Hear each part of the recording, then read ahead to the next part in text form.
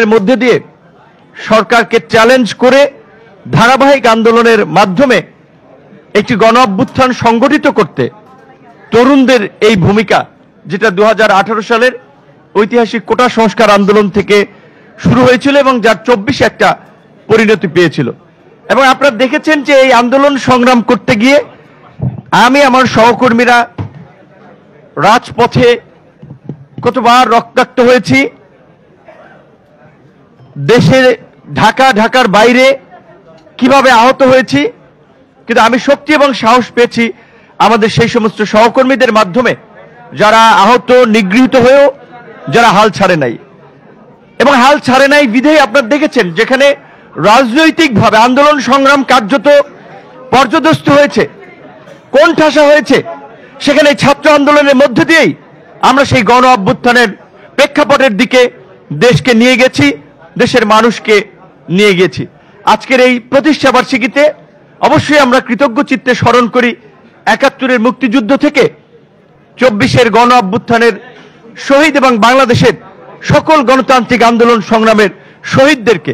একটি কথা না বললেই নয়, আমাদের একজন শহীদ কিছুক্ষণ আগে নাফিসের মা বলেছিল যে তার ছেলের নামে রাস্তার সাইনবোর্ড হয়েছে কিন্তু রাস্তা হয় নাই। এইটা কিন্তু এই দেশের একটা বাস্তবতা। শহীদদের চেতনা নিয়ে আমরা ব্যবসা করি, রাজনীতি করি, আমরা নেতা হই, এমপি হই, মন্ত্রী হই, কিন্তু শহীদ পরিবারগুলো হাহাকার করে। যেমনি ভাবে ৯০-এর গণ আন্দোলনে 10ই নভেম্বর নূর হোসেন দিবসকে সম্মান এবং শ্রদ্ধা জানিয়ে গুলিস্তানের ওই গোল চত্বরে গিয়ে সবাই ফুল দেয়, সব নেতারা জাতীয় টেলিভিশন পত্রপত্রিকায় বাণী দেয়, কিন্তু নূর হোসেনের পরিবারের খোঁজ খবর কিন্তু অনেকেই নেয় না। এই ২৪-এর গণ অভ্যুত্থানে আমরা দেখেছি 1 বছরের মধ্যে অনেক শহীদ পরিবার আমাদের কাছে আসে, আরেকজনের কাছে যায়, হাহাকার করে, ভাই আমার বাবা অসুস্থ, হসপিটালে নেওয়া লাগে, সমস্যার মধ্যে আছি, আপনারা একটু হেল্প করেন। কিন্তু এই পরিবারগুলোর তো এই হাহাকার করার কথা ছিল না। এবং আরেকটি কথা আমার অভিজ্ঞতা থেকে আমি আপনাদেরকে বলতে চাই, 29শে অগস্ট যে বর্বরোচিত হামলার শিকার হয়েছিলাম, আমার নাকে ফ্র্যাকচার হয়েছে। ফ্র্যাকচার মানে হাড় হচ্ছে এটা একটু ভিন্ন পজিশনে জোড়া লেগেছে, যার কারণে আমার নাকে কিন্তু ডান দিকে একটু বাঁকা আছে এবং একটু ঠান্ডা, কাশি, সর্দির একটু প্রবলেম হচ্ছে। তো এখন ডাক্তার যেটা বলেছে, এইটা যদি ঠিক করতে হয়, ইউজুয়ালি নিয়ম প্রথম 2-1 সপ্তাহের মধ্যে এটাকে ঠিক করা, মেডিকেলের ভাষায় ফরসেপ দিয়ে কিংবা কোনোভাবে এটাকে হাতটাকে চাপ দিয়ে কোনোভাবে জোড়া লাগিয়ে দেয়। আর যদি ওই 2-1 সপ্তাহের মধ্যে না করা হয় তাহলে এটা 4 থেকে 6 মাস পরে অপারেশন করতে হয় বা সার্জারি করতে হয়। তো ঢাকা মেডিকেলের ডাক্তারদের প্রতি অবশ্যই আমাদের কৃতজ্ঞতা। ওই ক্রিটিক্যাল সময়ে তারা যে চিকিৎসাটা দিয়েছেন সেটা মানসম্মত চিকিৎসাই ছিলেন, কিন্তু ওই সময় আমার শারীরিক কন্ডিশন বিবেচনায় নাকের অপারেশনের চেয়ে ব্রেনকে স্টেবল করা কিংবা সুস্থ করাটা জরুরি ছিল। ওই কারণে ওনারা নাকের চেয়ে অন্য সাইডকে গুরুত্ব দিয়েছেন। কিন্তু এই কথাটি বলছি এই কারণে, অবহেলার কারণে তাদেরকে বাইরে পাঠানো হয়েছে ঠিকই, কিন্তু 4 মাস, 6 মাস পরে, 8 মাস পরে অনেককে বাইরে পাঠানো হয়েছে। তাদের নার্ভ তখন নষ্ট হয়ে গেছে, তাদের চিকিৎসা করালে শুরুর দিকে যেভাবে সুস্থ হতো সেই প্রেক্ষাপটটা ছিল না। তাহলে এই আহতদের এই পঙ্গুত্ব বরণের জন্য দায় নিতে হবে অন্তর্বর্তীকালীন সরকারকে, যারা এই আহতদের সুচিকিৎসার দায়িত্বে ছিলেন। আমাদের পরিষ্কার কথা যে এই সরকার ক্ষমতা গ্রহণের পরে প্রধানত 2টি দায়িত্ব তাদের নেওয়ার কথা ছিল, যেগুলো আমরা শুরু থেকে বলেছিলাম। প্রথম হচ্ছে শহীদ পরিবারগুলোকে চিহ্নিত করে রাষ্ট্রীয় সম্মাননা জানানো, আহতদের সুচিকিৎসা নিশ্চিত করা, কিন্তু আহতদের সুচিকিৎসা হয় নাই। তো আমরা চাই যে এখন এই সরকার আছে, এই আন্দোলনের সংগঠক নেতৃবৃন্দ আছে, শহীদ পরিবারগুলোকে, এই আন্দোলনের সংগঠকদেরকে ধারণ করতে হবে, আমাদেরকে মনে রাখতে হবে। আমি ব্যক্তিগতভাবে খুশি যে আজকে কয়েকজন শহীদ পরিবার এখানে উপস্থিত হয়েছেন। আমার অসুস্থতা এবং একটা জটিলতার কারণে এইবারের কোনো ফোন কলও দেই নেই, আমাদের অন্যান্য নেতৃবৃন্দ আয়োজন করেছে। আমরা একটু লেটে শুরু করেছি, নেতৃবৃন্দ এসেছেন, বক্তব্য দিয়েছেন, যার ফলে হয়তো শহীদ পরিবারগুলোকে নিয়ে যেভাবে আমাদের আয়োজনটা ছিল গুছানো, এখানে কয়েকজনের ছবি দেখা যাচ্ছে। দেখেন এই যে ডান সাইডে এই ছেলেদের বয়স কত? 20 থেকে 25 বছরের মধ্যে যে এই যে 5 জন ছাত্র, ডান পাশে 4 জনের ছবি দেওয়া আছে, তাদেরও বয়স এইরকমই 20 থেকে 25-এর মধ্যে, একজন হয়তো বেশি হতে পারে। এই আন্দোলনের ম্যাক্সিমাম যারা শহীদ হয়েছেন দেখবেন যে তারা ছাত্র, যুবক এবং তরুণ। তো এই তরুণরা কেন জীবন দিয়েছিল, কেন রাজপথে বন্দুকের নলের মুখে দাঁড়িয়েছিল? কারণ তারা এই ফেসিবাদের নির্মম নিষ্ঠুরতা তারা চোখে দেখেছিল। আপনাদের নিশ্চয়ই মনে আছে 2018 সালের কোটা সংস্কার আন্দোলনে যখন আমাদের উপরে হামলা হয়, একই বছর রমিজউদ্দিন ক্যান্টনমেন্ট কলেজের শিক্ষার্থী দিয়া এবং রাজীবের মৃত্যুকে কেন্দ্র করে নিরাপদ সড়ক আন্দোলন গড়ে ওঠে। সেই আন্দোলনের থেকেই প্রকৃত অর্থে প্রথম প্ল্যাকার্ড শিক্ষার্থীরা তোলে, রাষ্ট্র সংস্কার প্রয়োজন। এবং সেই আন্দোলনে আপনারা দেখেছেন যে শিক্ষার্থীরা বলেছিল, যখন তারা সড়ক নিরাপদের জন্য 8 দফা না 7 দফা পেশ করেছিল, তাদের যখন সান্ত্বনার বাণী শুনিয়েছিল গণভবন থেকে, তারা কিন্তু পরিষ্কারভাবে বলেছিল, আমরা দেখেছি কোটা সংস্কার আন্দোলনের ভাইদের প্রতি কি নির্মম আচরণ করা হয়েছে, সংসদে ঘোষণা দিয়ে প্রতারণা করেছে।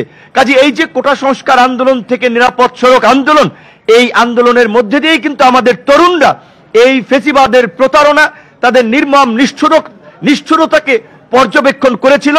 এবং তারা এই দ্রোহের মিছিল ক্যাম্পাস থেকে শুরু করে আপনারা এই যেমন গণ অভ্যুত্থানে দেখেছেন, বাংলাদেশে এখানে আমাদের সিনিয়র জাতীয় নেতৃবৃন্দ আছেন, 90-এর গণ অভ্যুত্থান হয়েছিল শহর কেন্দ্রিক, ঢাকা এবং চট্টগ্রামে হয়তো ওইভাবে একটা আন্দোলন হয়েছিল।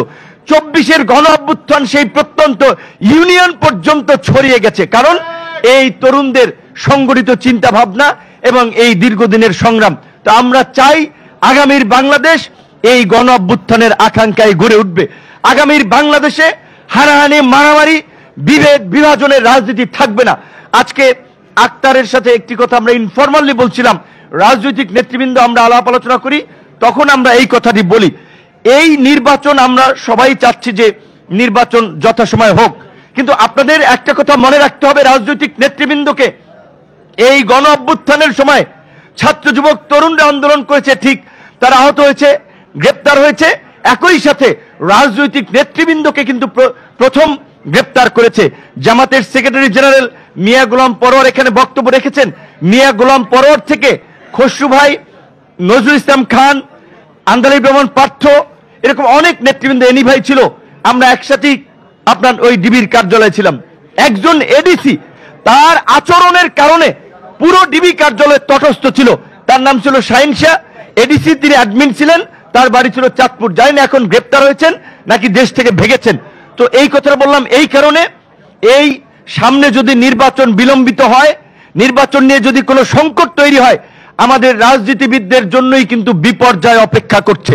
কাজে আমরা মনে করি অবশ্যই আমাদের যে প্রাণের দাবি, এই গণ অভ্যুত্থানের যে আকাঙ্ক্ষা, গণহত্যার বিচার, রাষ্ট্র সংস্কারের পরিষ্কার রূপরেখা এবং নির্বাচন, গণহত্যার বিচার চলছে এবং এই যে আন্তর্জাতিক অপরাধ ট্রাইব্যুনালের যে প্রসিকিউশন টিম, তাদের কার্যক্রমে আমরা খুশি, তাদেরকে আমরা ধন্যবাদ জানাই। এই প্রতিষ্ঠাবার্ষিকী থেকে আপনারা দেখেছেন যে এই আর্মির জেনারেলরা গুম খুনের সাথে জড়িত ছিল, যাদেরকে গত 1 বছর বিচারের মুখোমুখি করা হবে কিনা দ্বিধাদ্বন্দ্বে ছিল, এই প্রসিকিউশন টিম, আইন উপদেষ্টা এবং ডক্টর ইউনূসের সাহসিকতার ফলে তাদের হাতে হাত করা পরানো হয়েছে। আপনারা দেখেছেন ওই যে একজন মেজর, তিনি কিভাবে পাখির মতো গুলি করছিলেন, তাদেরকে এখন হাত করা পড়েছে, তাদের বিচার হচ্ছে। আমরা পরিষ্কারভাবে বলতে, তার সার্বভৌমত্বের প্রতীক। সেনাবাহিনীর এই কতিপয় ক্রিমিনালের কারণে সেনাবাহিনী সম্মানহানি হতে পারে না, সেনাবাহিনী কলঙ্কিত হতে পারে না, বরঞ্চ এই ক্রিমিনালদেরকে বিচারের মাধ্যমে সেনাবাহিনীকে কলঙ্ক মুক্ত করা হবে। তাই সেনাবাহিনীর বর্তমান সেনা প্রধান থেকে শুরু করে উচ্চ পদস্থ কর্মকর্তারা এই বিচারে সহযোগিতা করবেন, সেটা আমরা প্রত্যাশা করি। একই সাথে আক্তারের বক্তব্য যেটা বলেছে, সেটা আমরা সকলকে স্মরণ করে দিতে চাই।